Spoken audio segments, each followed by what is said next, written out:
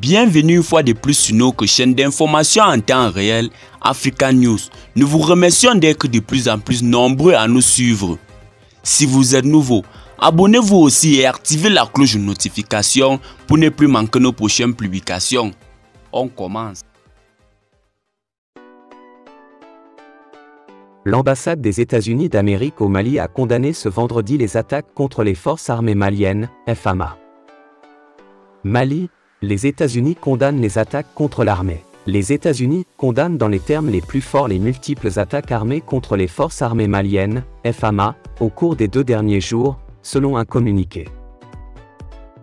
Le 22 juillet, les FAMA ont repoussé une attaque contre une installation militaire à Kati, juste à l'extérieur de Bamako.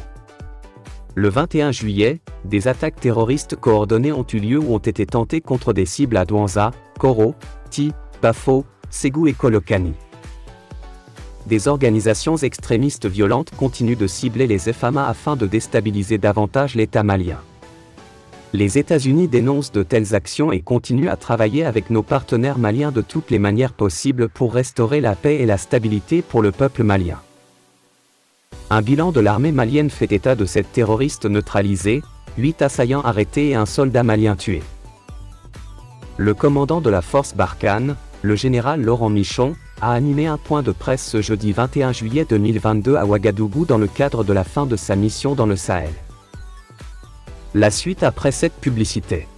En fin de mission, le commandant de la force Barkhane, le général Laurent Michon, a présenté le bilan et les perspectives du dispositif militaire français dans la région du Sahel. Concernant le retrait de la troupe Barkhane et de Takuba au Mali, il a fait savoir que c'est une fuite en avant du gouvernement malien. Cependant, il a fait savoir que le retrait du Mali se fait en bonne norme comme 2 frères qui ont combattu ensemble. Le général Laurent Michon a signalé que les équipements et les hommes qui quittent le Mali retournent en France. Il a insisté que le départ des troupes européennes n'est pas lié à la présence de Wagner. La décision de partir du Mali n'est liée à l'arrivée de Wagner, a déclaré le général Laurent Michon. À l'écouter, le chef des opérations de Wagner, venu en octobre à organiser l'arrivée des mercenaires en ordre estimé à un peu plus d'1 millier d'hommes déployés en 6 mois au Mali.